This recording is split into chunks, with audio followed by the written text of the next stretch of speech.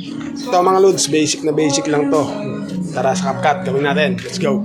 Dito mga loads, simpleng acting lang po ginawa ko dito. Naghagis lang po ako ng sombrero.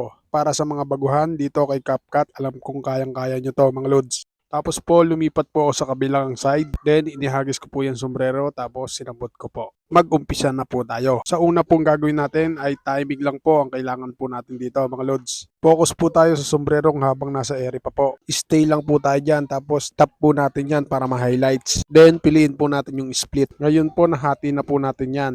Abante po tayo. Doon naman po tayo sa kabilang side o yung naghagis po ng sombrero at sinambot.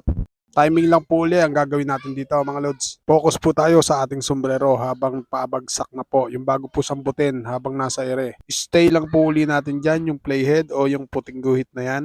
Saka po uli natin piliin yung split sa baba. Tapos po yung nasa gitna, delete po natin. Then kapag ipinlay po natin, ganyan po ang magiging result na po niyan. Di ba po, simple lang. Kapag goods na po tayo dyan, saka po tayo maglalagay ng effect. Stay lang po natin yung playhead o yung puting guhit na yan dyan sa hinati po natin. Then, piliin po natin yung add overlay.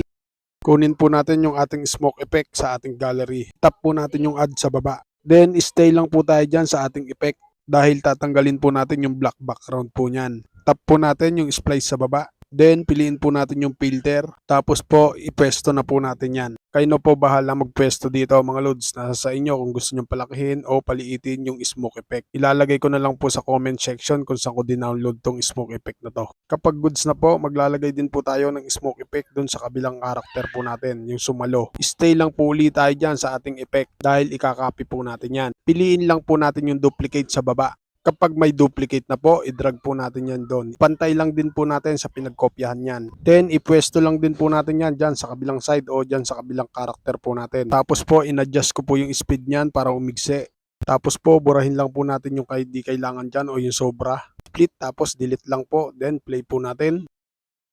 Finally, kapag all goods na po, ready to export na po natin to mga lod.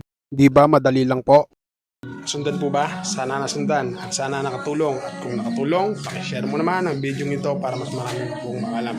Paano mga lod? Salamat sa inyong panonood at thank you Lord. Peace out.